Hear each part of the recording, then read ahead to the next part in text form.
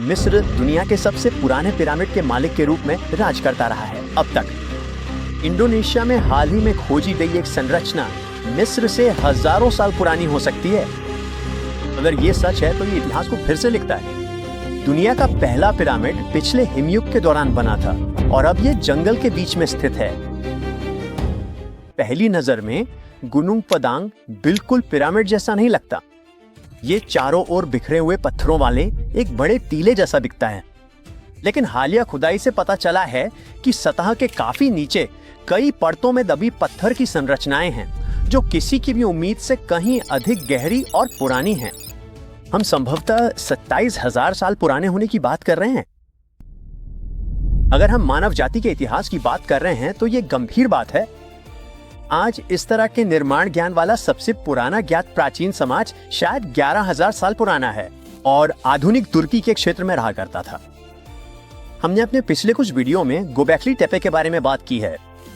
Gunung पदांग ने वैज्ञानिक समुदाय को विभाजित कर दिया है और बड़े जीवन बदलने वाले सवाल खड़े कर दिए हैं। देखिए, गुनुंग पदांग के स्थल को स्थानीय लोगों द्वारा लंबे समय से पवित्र माना जाता रहा है। कई लोग तो इसे ज्ञान का पर्वत भी कहते हैं और आज भी रहस्यमयी रस्में निभाने के लिए इस जगह का इस्तेमाल करते हैं। 1800 के दशक के अंत तक पश्चिमी लोगों को इस जगह के अस्तित्व का कोई अंदाजा नहीं था। तभी एक डच खोजकर्ता ने एक अजीब पहाड़ के बारे में सुना और खुद उसे देखने गया। जकार्ता से सिर्फ 4 घंटे दक्षिण में उसे कुछ अद्भुत मिला। खुरदरे पत्थर की सीढ़ियों से जुड़े हुए ऊंचे चबूतरे, जमीन को ढकते विशाल सपाट पत्थर और हर जगह ऊंचे खंभे। उसे ये एक प्राचीन रस्म स्थल जैसा लगा, शायद एक कब्रिस्तान भी। लगभग 100 वर्षों तक मुख्यधारा के पुरातत्वविदों ने गुनुंग पदांग को बस नजरअंदाज किया।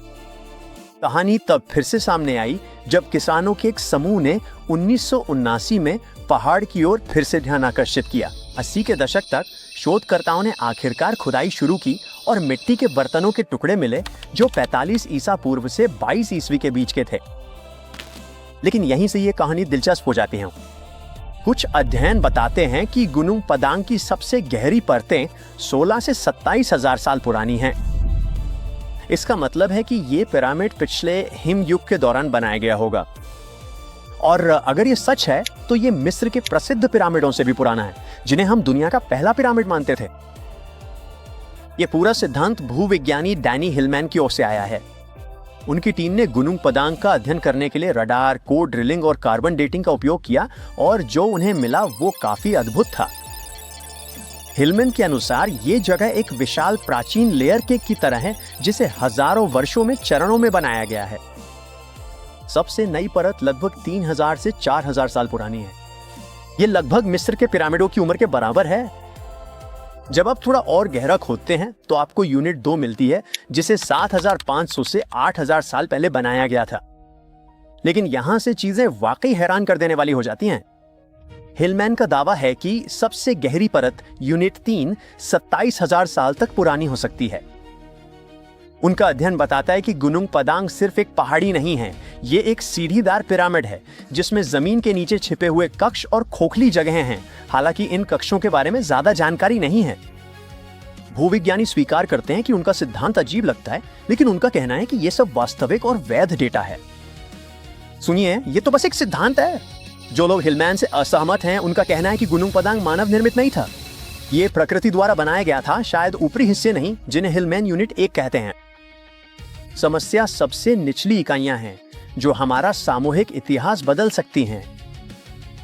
ये समझने के लिए कि ये सारा हंगामा किस बारे में है, हमें मिट्टी को देखना होगा।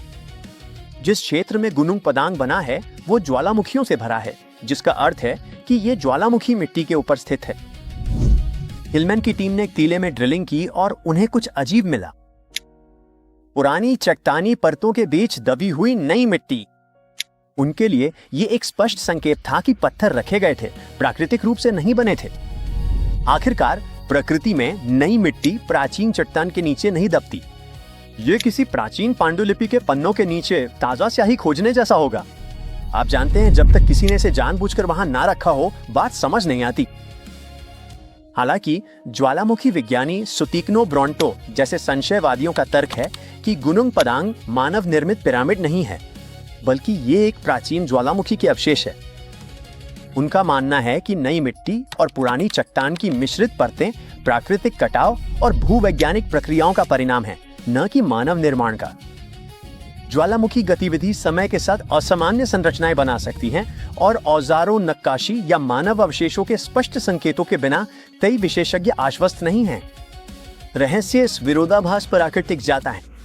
क्या हम किसी खोई हुई सभ्यता के खंडहर देख रहे हैं या हम केवल प्रकृति के काम की गलत व्याख्या कर रहे हैं? ज्यादातर पुरातत्वविदों का कहना है कि किसी प्राचीन सभ्यता के अस्तित्व को साबित करने के लिए आपको पहले संस्कृति, कला, औजार, संरचनाओं यानी किसी मानव निर्मित चीज के संकेतों की जरूरत होती है। यही कारण है कि पुरातत्वविद डेबेल, जो हिलमैन के सबसे बड़े आलोचकों में से एक हैं, पिरामिड सिद्धांत को नहीं मान रहे हैं। उनका तर्क है कि मानवीय गतिविधि के ठोस सबूत के बिना हम वास्तव में केवल इतना जानते हैं कि टीले की मिट्टी 27,000 साल पुरानी है, और सिर्फ इसका मतलब ये नहीं है कि लोग उस समय पिरामिड बना रहे थे। लेकिन बात यह है, हम प्राचीन इतिहास में जितना गहराई से जाते हैं उतना ही हमें पता चलता है कि हमारे पूर्वज उन चीजों में सक्षम थे जिनकी हमने कभी कल्पना भी नहीं की थी। हिमयुग के दौरान उन्नत सभ्यताओं के अस्तित्व का विचार कई पुरातत्वविदों को काल्पनिक लगता है। आखिरकार इतने कठोर वातावरण में पिरामिड जैसी विशाल संरचनाओं के निर्माण के लिए किसके पास तकनीक और ज्ञान हो सकता था? यहीं पर कुछ शोधकर्ता, विशेष रूप से ग्राहम हैनकॉक, सामने आते हैं। हैनकॉक अपने विवादास्पद सिद्धांतों के लिए जाने जाते हैं, जो कहते हैं कि हिमयुग के दौरान उन्नत सभ्यताएं मौजूद रही होंगी। पिछला हिमयुग लगभग 25 लाख साल पहले से लेके करीब 11,700 साल पहले तक चला था।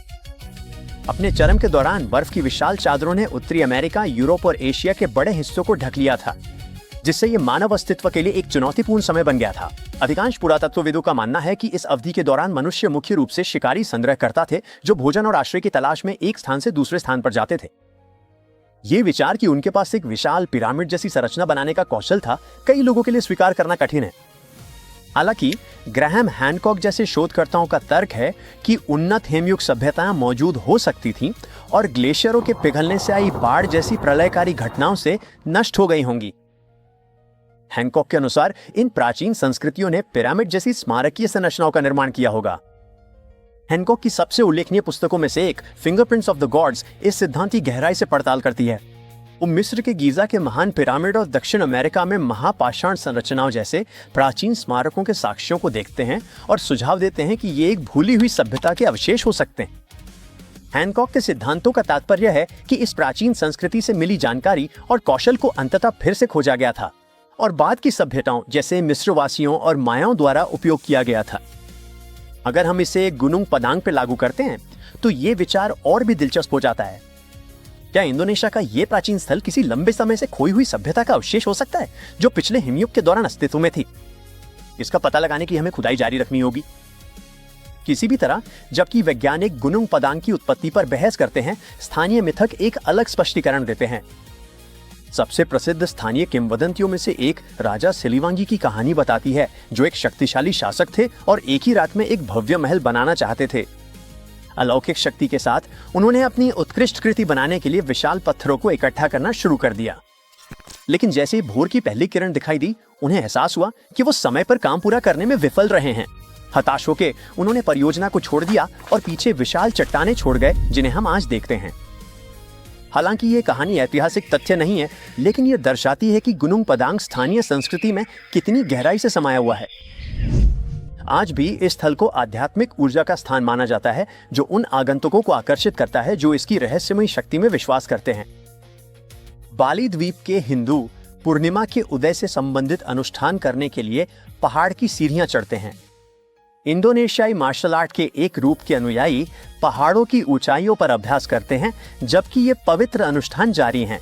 पुरातत्व और भूविज्ञान ये जानने की कोशिश में है कि क्या ये वाकई दुनिया की सबसे पुरानी मानव निर्मित संरचना है।